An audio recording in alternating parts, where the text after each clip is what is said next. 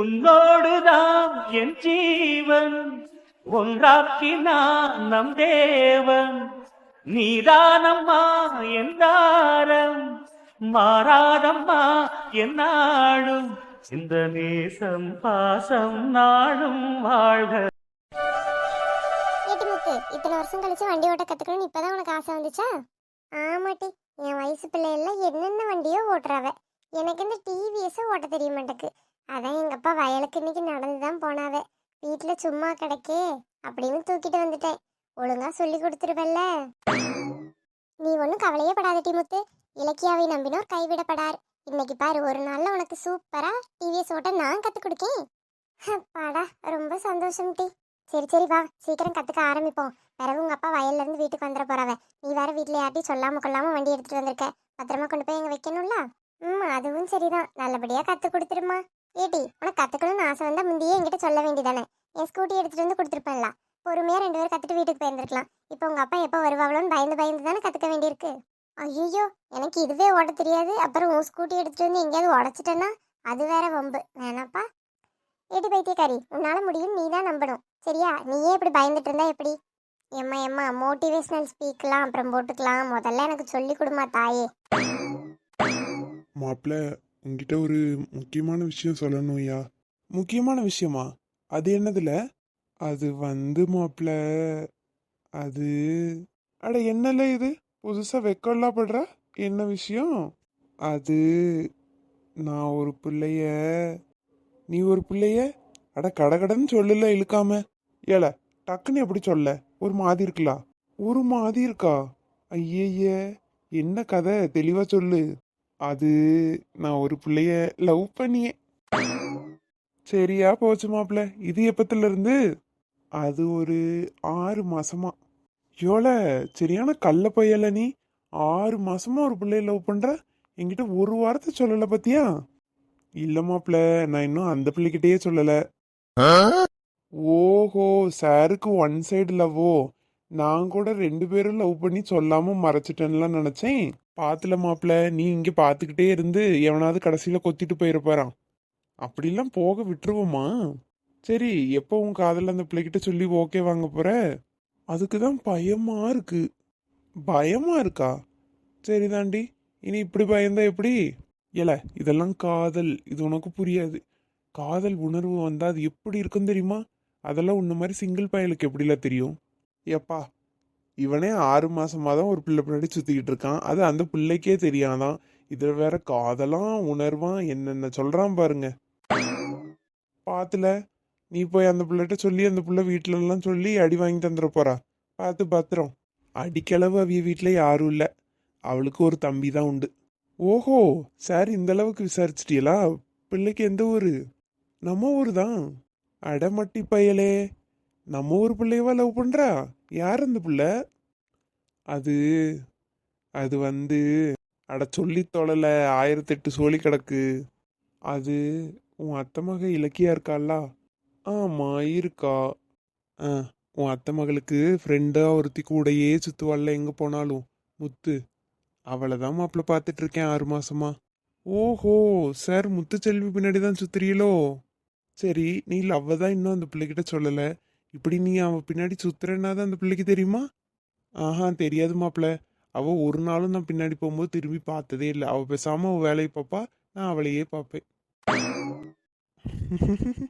விளங்குச்சு போ. சீக்கிரம் சொல்லல அந்த பிள்ளைகிட்ட. பயமா இருக்குல்ல. சரி, அப்ப சொல்லாத. எலமெண்டல் சொல்லலைன்னா அந்த பிள்ளைக்கு பிறகு எப்படிலாம் தெரியும்? அட யாரா இவங்க இருக்கு பையன்? சொல்லுன்னா பயமா இருக்குங்க. சரி, சொல்லாதன்னா சொன்னாதானே தெரியுங்க. இப்படிதான் மாப்பிள்ள, நான் கொஞ்சம் அடிக்கடி மெண்டல் மாதிரி பேச ஆரம்பிச்சிட்டேன்.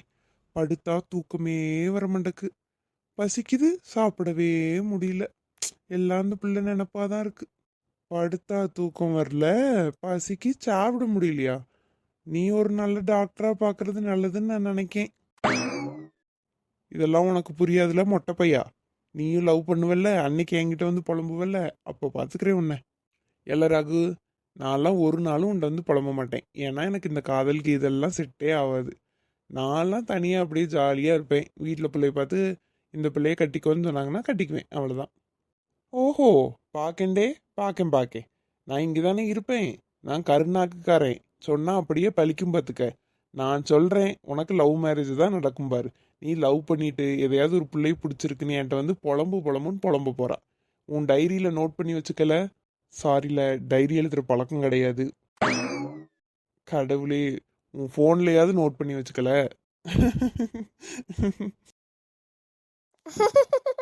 சரி சொல்லி கொடுக்கவா. நீ கை பிடிச்சிருக்கல அதுதான் ஹேண்ட்பேக். பிறகு என் ஸ்கூட்டியில் வந்து செல்ஃப் ஸ்டார்ட் இருக்கும். இதில் வந்து நீ தான் கிக் பண்ணி ஸ்டார்ட் பண்ணுற மாதிரி இருக்கும். என்ன சாவியை போட்டு கீழே அந்த ஒரு இது இருக்குது பார்த்தியா, அதை வந்து 2-3 தடவை அடித்தா ஸ்டார்ட் ஆயிரும். ஸ்டார்ட் ஆன பிறகு ஒரு ரைட் ஹேண்ட் இருக்குல்ல, அதை ஸ்லோவாக ரேஸ் பண்ணணும். நீ ஃபாஸ்ட்டாக எடுத்துட்டுன்னு வச்சுக்கோ, நேராக எங்கேயாவது போயிடும். அது ஸ்லோவாக போகணும். உனக்கு நிற்கணும்னா இப்போதைக்கு 2 காலையும் கீழே வச்சு பிரேக் பிடிச்சு நிறுத்திக்கோ. என்ன டீ வாயில நீ பேசாம அது இதுங்க, எனக்கு எப்படி தெரியும்? நீயும் பின்னாடி வந்து கொஞ்சம் உட்காரா. ஐயையோ, அந்த விஷ பரிச்சைக்கெல்லாம் நான் வரலம்மா. நீ பொறுமையா ஓட்டும், பக்கத்துலேயே நான் நடந்து வருவேன். என்ன உன் ஃப்ரெண்டையே நம்ப மாட்டேக்க பத்தியா? ஐயோ அப்படிலாம் இல்லை லூசு. இப்போதானே நீ ஓட்ட கற்றுக்கிற. ஹேண்ட்பேக் ஸ்டெடியாக பிடிக்கவே உனக்கு கொஞ்சம் நாளாகும். அப்புறம் நானும் உட்காந்தனா வெயிட் பேலன்ஸ் பண்ண முடியாதுல்ல, அதுக்கு தான் சொன்னேன். அதுவும் சரிதான். ஐயோ அங்கால பரமேஸ்வரி தாயே, உன்னை நம்பி வண்டியை ஸ்டார்ட் பண்ணுறேன். எந்த இது வராமல் பார்த்துக்க. எடி பார்த்து பொறுமையாக கொடு. என்ன எடுத்தோன்னே ரொம்ப ரேஸ் பண்ணிடாத. சரி டி. வண்டி ஸ்டார்ட் ஆயிட்டு பாரு. ஏடி மெதுவா.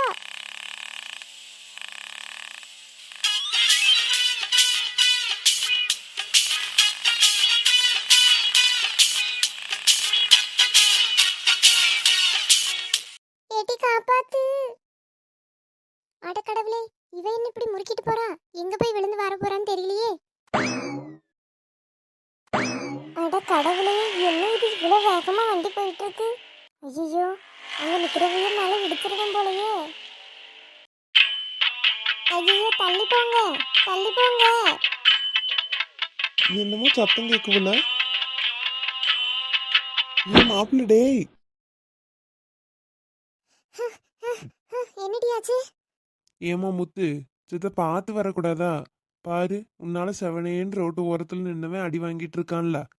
அச்சச்சோ, ரொம்ப அடிபட்டுட்டா? ரொம்ப வலிக்குதா?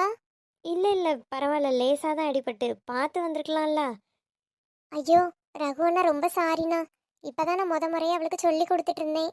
அதான் கொஞ்சம் வேகமாக முறுக்கிட்டா. வண்டி நிறுத்த முடியாமல் தெரியாமல் உங்கள் மேலே விட்டுட்டா. சாரிண்ணே. சரியா போச்சு போ. முத்து, நீ கத்துக்க வேற யாரும் ஆள் கிடைக்கலையா? இவகிட்டயா வந்து கத்துக்கிட்டா நீ? அப்ப இப்படிதான் ஆகும். ஐயோ இல்லைண்ணா, அவன் நல்லா தான் சொல்லி கொடுத்தா. நான் தான் ஓட்ட தெரியாமல் ஓட்டிட்டு வந்துட்டேன். சரி முத்து, உனக்கு எதுவும் அடிபட்டுட்டா என்ன? ம் அவளுக்கு எங்கே அடிபடும்? வண்டியை கொண்டு வந்து என் மேலே ஏற்றிட்டு அவளுக்கு அடிபட்டுட்டான்னு விசாரிக்கான். உங்களுக்கு ஏதாவது அடிபட்டுருச்சா ரகுவண்ணா? அண்ணனா? ம் என் நண்பனுக்கு அடிபட்டதெல்லாம் வலி எடுத்திருக்காது. இப்ப அண்ணன் சொன்னதுதான் ரொம்ப வலிக்கும். ஆ ஆ அதெல்லாம் ஒரு அடியும் படலை. சரி ரகுவண்ணா, நீங்கள் எதுவும் மனசில் வச்சுக்காதீங்க. ரொம்ப சாரிண்ணா. என்ன அடி எதுவும் பட்டிருந்தா சொல்லுங்கள், மருந்து வேணாலும் வாங்கி தரேன். அதான் நான் அடிபடலன்னு சொல்கிறேன்ல, திரும்ப திரும்ப ஏன் அடிபட்டுட்டா அண்ணான்னு கேட்டுகிட்டே இருக்கியே. முத்து, பார்த்து வீட்டுக்கு பத்திரமா போ. என்ன அவ கூட போவாத. அவ திரும்ப சொல்லித்தரேன்னு வேற எங்கேயும் போய் விழுந்துட்டு கிடக்காதிய. என்ன பார்த்து பொறுமையா போங்க. இதுவே என் நண்பங்கிறனால சும்மா விடுறான். வேற யாராவது இருந்தா எப்படி விடுவாங்களா? ம் அடித்து அடியில் உள்ள டங்குவார் கலந்து போயிடுச்சு. இவன் இப்போ தான் எனக்கு சப்போர்ட் பண்ணி என் காதலுக்காக பேசியான். ஐயோ, நான் இனிமேல் இந்த வண்டியை ஓட்டவே மாட்டேன்னே. இறங்கி தள்ளிட்டு கூட கொண்டு போயிடுறேன். மாமா அவ கேட்டாலேன்னு தான் சொல்லி தந்தேன். நானா ஒன்றும் வா சொல்லித்தரேன்னு கூப்பிடல. என்ன சும்மா என்ன இப்படி சொல்லாதீங்க. இலக்கியா, நல்லா தெரிஞ்சாதானே நீ சொல்லி கொடுக்க ஆரம்பிச்சிருக்கணும். இப்ப பாரு, யாரு கடைசியில அடிபட்டுட்டு? ரகுக்கு தான் அடிபட்டுட்டு. நாங்கள் வேணும்லாம் ஒன்றும் பண்ணல மாமா. நான் நல்லா தான் சொல்லி கொடுத்தேன். அவளும் அழகாக தான் அங்கே ஸ்டார்ட் பண்ணினா. இடையில கொஞ்சம் தெரியாமல் வேகமாக அழுத்திட்டா. அதனால தான் அண்ணன் மேலே வந்து விட்டுட்டா வண்டியை. கொஞ்சம் பேலன்ஸ் இல்லாமல் போயிட்டு. இருந்திருந்தா நல்லா தான் ஓட்டியிருப்பா. பேலன்ஸ் இல்லாம போயிட்டா? என்ன மொபைலுக்கா? நான் வேணா பேலன்ஸ் போட்டு விடட்டா? வர வர உன் மொக்க காமெடிக்கெலாம் அளவே இல்லாமல் போயிட்டு இருக்கு. போமாம்மா, நாங்கள் கிளம்புறோம். சரி சரி, பார்த்து போங்க. என்ன சரி. மாப்பிள மாப்பிள. இல்லைன்னா அடிபட்டிருக்கிறது உனக்கு அவ்வளோ சிரிப்பாக இருக்கா என்ன? ஆமால, விழுந்தோடனே ஒரு நிமிஷம் ஷாக்கு தான் ஆனேன். பிறகுதான் இடிச்ச ஆள் யாருன்னு பார்த்தேன். அது உன் ஆளுல. இடிச்சாலும் வலி எதுவும் உனக்கு தெரியாதுன்னா சிரிப்பு வந்துட்டு. ஏல அடிச்சா வலிக்கும்ல. யார் அடிச்சா என்ன? அது என் ஆளா இருந்தா என்ன? மத்தவியலா இருந்தா என்ன? உள்ள பார்ட்ஸ் எல்லாம் பார்ட் பார்ட்டா கலண்டுட்டு கிடு கிடு கிடு கிடு கிடுன்னு உள்ள ஆடிட்டு கிடக்கு. சத்தம் எனக்கே கேக்கு. என்ன கைத்தாங்களா வீட்டுக்கு கூட்டிட்டு போயிரல? அட கடவுளே, என் நண்பனுக்கு இப்படி ஒரு நிலைமையா? வா மாப்பிள்ள, நான் கொண்டு போய் விடுறேன் உன்னை வீட்டில். இதெல்லாம் கூட பரவாயில்ல மாப்பிள்ள. ஆனா அவ என்ன வலிக்குதா அண்ணா, ஐயோ அடிபட்டுட்டு சாரி அண்ணான்னு சொன்னா பாரு. என் இதயமே சுக்கு நூறா போயிட்டு. சொல்லால் அடிச்ச சுந்தரி அப்படி ஆயிட்ட மாப்பிள்ள. தெரியும் தெரியும். மற்றதுக்கு நீ எது ரியாக்ட் பண்ணியிருப்பியோ இல்லையோ, அதுக்கு உனக்கு ரொம்ப கஷ்டமாவே இருந்திருக்குன்னு எனக்கு தெரியும். சரி வா, வீட்டுக்கு போவோம். இன்னைக்கு உன் ஆளு கையால் அடி வாங்கணும், கீழே விழுந்து கை கால்லாம் காயமாகணும்னு விதி. சரி வா. ஏன் மாப்பிள்ள, இதை நீ கேள்விப்பட்டிருக்கியா? முதல்ல ஆரம்பிச்சா காதல்ல தான் முடியுமா? நாங்க வேற இப்பவே மோதிக்கிட்டோம். அப்ப அடுத்து லவ் தான். எம்மா முத்து, அந்த வண்டியை கொஞ்சம் திருப்பிட்டு வாமா. ஐயோ, வாழ வீட்டுக்கு போயிடுவோம்.